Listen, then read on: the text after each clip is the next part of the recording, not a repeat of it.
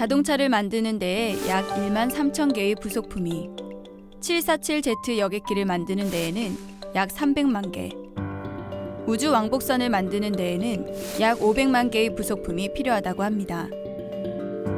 모든 생명체의 기본 단위인 세포, 인간의 몸은 60조 개 이상의 세포로 이뤄졌지요. 그렇다면 하나님께서 창조하신 사람은 얼마나 섬세하게 만들어졌을까요?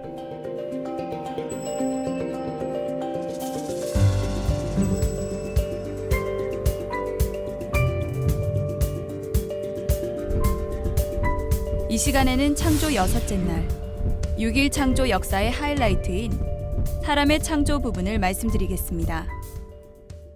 창세기 1장 26절에 하나님이 가라사대 우리의 형상을 따라 우리의 모양대로 우리가 사람을 만들고 라고 말씀하셨습니다.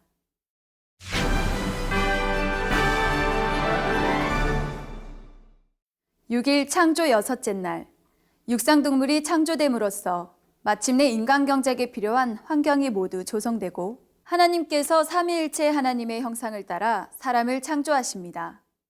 먼저 26절 전반절에 하나님이 가라사대 우리의 형상을 따라 우리의 모양대로, 우리 형상을 따라, 형상도 닮았어요. 또 우리의 모양대로 우리가 사람을 만들고 오라고 말씀하셨습니다. 그리고 27절에는 하나님이 자기 형상 곧 하나님의 형상대로 사람을 창조하시되 남자와 여자를 창조하시고라고 했죠. 여기서 우리란 바로 성부, 성자, 성령, 삼위일체 하나님입니다. 천지 창조의 주체는 성부 하나님이시지만 성자, 성령 하나님께서도 창조 역사를 함께 이루셨음을 명시해 주신 것입니다. 이때 삼위일체 하나님께서 입으신 바로 그 형상과 모양대로 사람을 창조하셨다는 사실입니다. 이를 바꿔 말하면 삼위일체 하나님께서 형상을 입으실 때에 바로 사람의 형상을 입으셨다는 말입니다. 맨 위에 머리가 있고 몸통이 있으며 두 발로 서며 양팔과 손이 달린 형상, 바로 이런 사람의 형상을 입으셨지요. 혹 시청자 여러분 중에서 하나님은 좀 더 신성적인 형상을 입으시지 왜 사람과 같은 형상을 입으셨을까? 이렇게 생각하는 분이 계시는지요? 삼위일체 하나님께서 사람과 같은 형상을 입으신 이유는 그 형상이 가장 아름답기 때문입니다. 사람의 형상이 다른 어떤 동물의 형상보다 가장 아름다움을 느낄 수 있습니다. 하나님께서 사람을 지으신 이유는 참 자녀를 얻기 위함이라 했습니다. 그런데 아버지와 자녀들은 닮아야 하지요. 그러므로 사람을 지으실 때도 하나님의 형상대로 지으신 것입니다. 또한 하나님께서 사람을 창조하신 이유는 찬양을 받으시기 위함입니다.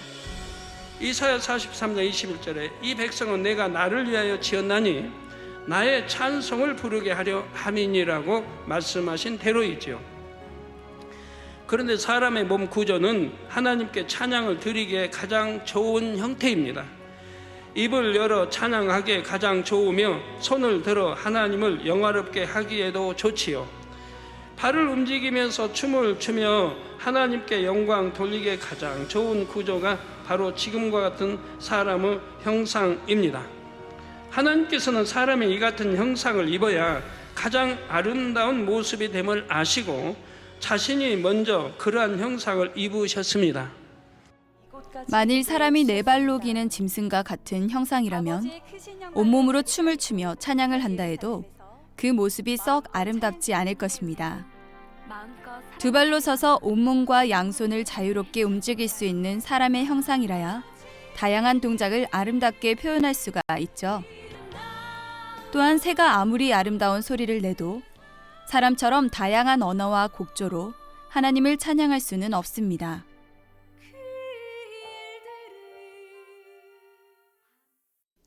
또한 사람은 지금과 같은 형상이기에 하늘을 쳐다보기가 쉽다는 사실입니다. 하늘 곧 위에 계신 하나님을 찾을 수 있고 항상 하나님을 생각할 수 있는 그런 몸의 구조로 만들어 주셨지요. 목도 동서남북과 위아래를 자유자재로 볼 수 있도록 만들어졌습니다. 그래서 푸른 하늘도 보고 해도 보고 별들도 보지요. 하늘에서 구름이 나오고 들어가는 것도 보고 예쁘게 뜬 무지개도 보며 너울너울 하늘에서 내려오는 잠자리도 봅니다. 그런데 짐승들이 사람처럼 하늘을 봅니까?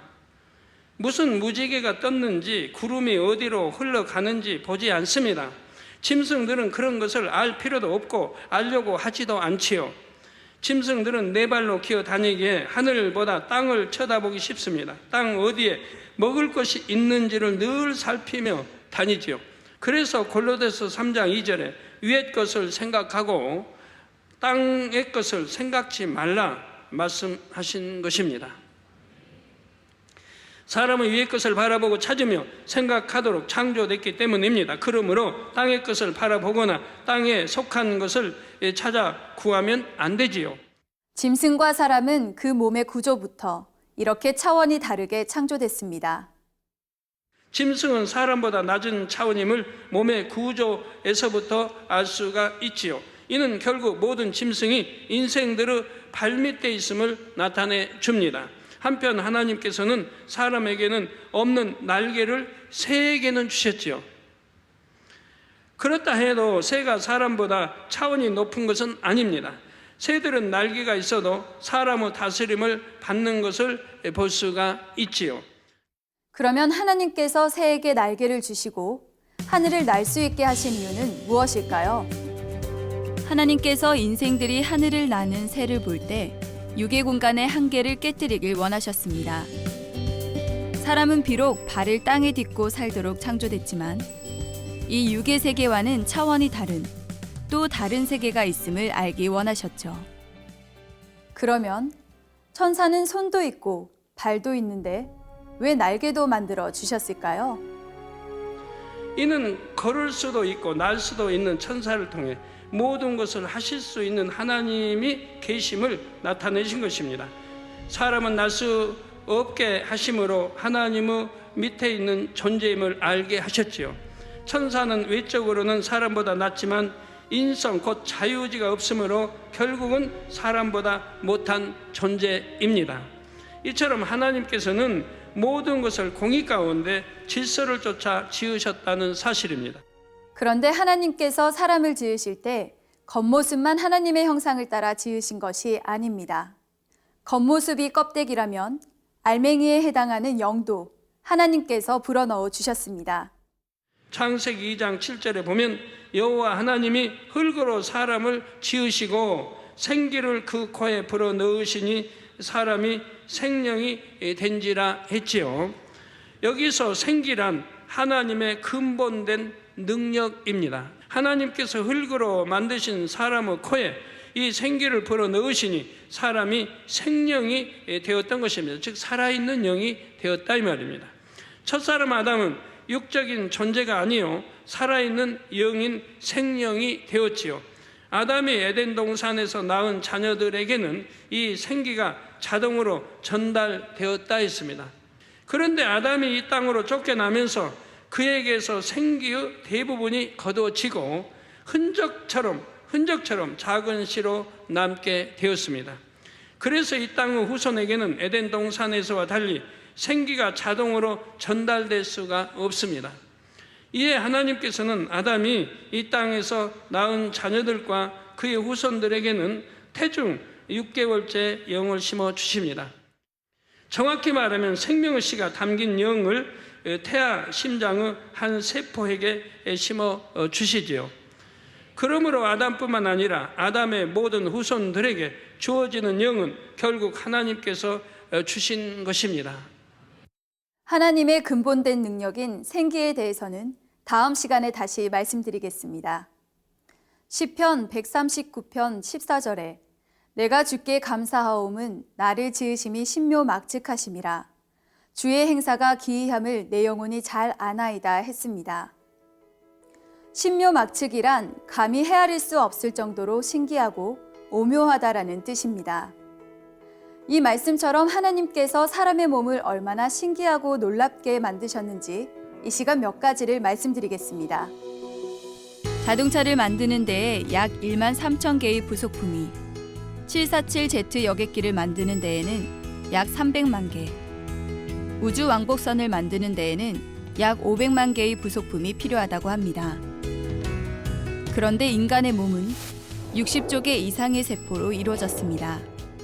성인의 경우 뼈의 개수가 206개입니다. 인간의 뼈는 화강암보다 강해서 성냥갑만한 크기로 10톤을 지탱할 수 있는데 이는 콘크리트보다 4배 강한 것입니다. 뼈의 조직은 끊임없이 바뀌어서 7년마다 한 번씩은 몸 전체의 모든 뼈가 새로워지는 셈이 되지요. 피부의 넓이는 어른 남자의 경우 1.9제곱미터, 여자의 경우는 1.6제곱미터입니다. 피부는 끊임없이 벗겨지고 새롭게 생성되어 4주마다 완전히 새 피부로 바뀌지요. 우리는 천연의 방수 가죽 옷을 한 달에 한 번씩 갈아입는 것입니다. 인체의 혈관 길이를 모두 합하면 약 12만 킬로미터라고 합니다. 이는 경부고속도로를 144회 왕복할 수 있고 지구를 3바퀴 돌 수 있는 길이입니다. 우주 왕복선보다 더 정교한 약 60조 개 이상의 어마어마한 세포로 이루어진 것이 바로 우리 인체입니다. 눈꺼풀을 한 번 깜빡하는 데 걸리는 시간은 얼마나 될까요? 사람이 눈꺼풀을 한 번 깜빡이는 데 걸리는 시간은 40분의 1초입니다. 사람은 1분에 평균 15번, 1시간에 900번 깜빡거린다고 합니다. 눈 깜빡임은 눈을 보호하고 각막을 매끄럽게 합니다. 신명기 32장 10절에 하나님께서 자기 백성을 자기 눈동자같이 지키신다 하셨습니다. 시편 17편 8절에는 자신을 눈동자같이 지켜주시라고 하나님께 간구하는 다윗의 기도가 나오고요. 눈에 먼지가 들어가려고 하면 눈꺼풀이 재빨리 내려와서 눈동자를 보호하듯이 아버지의 하나님은 믿음의 자녀들을 이렇게 지켜주시는 분입니다. 예를 들어 대형 교통사고가 날 수 있는 매우 급박하고 위험한 순간에도 천사를 통해서 재빠르게 역사를 하시지요. 얼마나 신속하게 역사하셔서 지켜주시는지 체험해 보신 분들은 느끼셨을 것입니다. 그런데 잠언 7장 2절에는 내 명령을 지켜서 살며 내 법을 내 눈동자처럼 지키라 말씀하셨습니다. 하나님의 법을 눈동자처럼 지키라고 하셨죠. 불법이라고 판단될 때는 재빠르게 돌아서고 미혹하는 세상의 것이 밀려올 때는 그런 것이 틈탈 시간이 없도록 재빠르게 마음의 눈꺼풀을 닫아야 하는 것입니다. 그래서 1분 1초라도 아니 40분의 1초라도 세상의 것이 틈타지 못하도록 해서 항상 하나님의 말씀 안에만 거해야 합니다. 다음으로 코에 대해 말씀드리겠습니다. 2개의 콧구멍은 서너 시간마다 그 활동을 교대합니다. 즉 한쪽 콧구멍이 냄새를 맡는 동안 다른 하나는 쉬는 것이죠.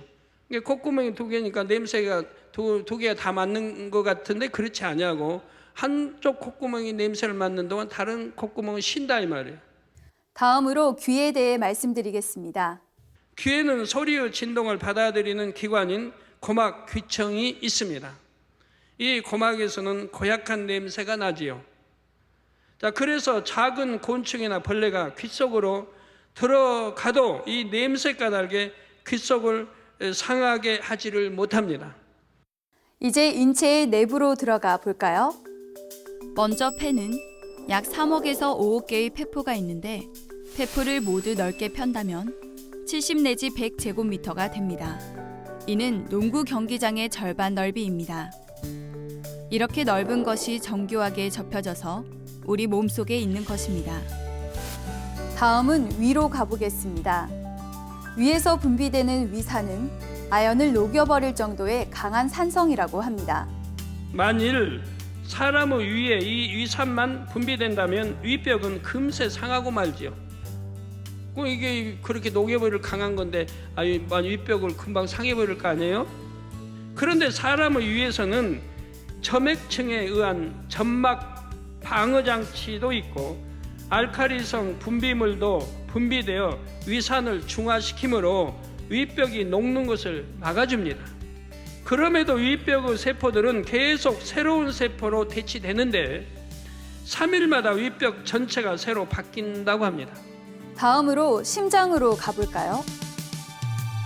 1분 동안 심장을 통과하는 피의 양은 약 4.7리터 정도라고 합니다. 2리터짜리 페트병을 생각해보면 우리 심장이 얼마나 빠르게 피를 펌프질하고 있는지 알 수 있습니다.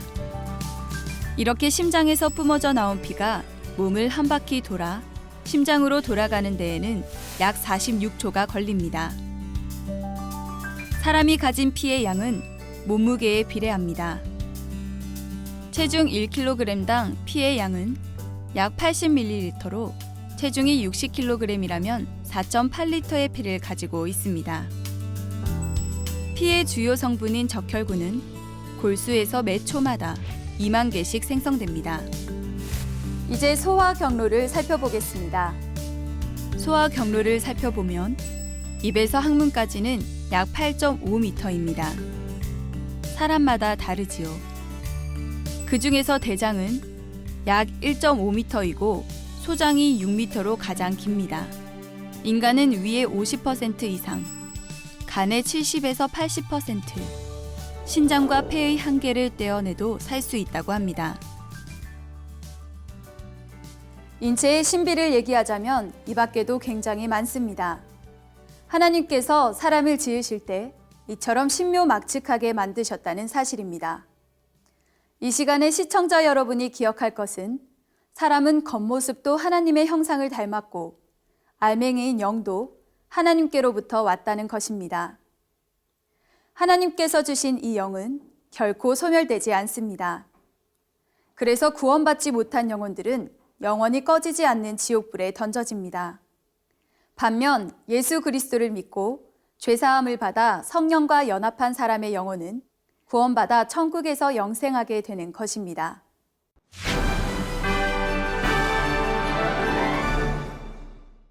창조와 과학에서 이재롱 목사님의 창세기 강해를 통해 하나님께서 인간 경작을 얼마나 정성 다해 준비하셨는지 전해드렸습니다.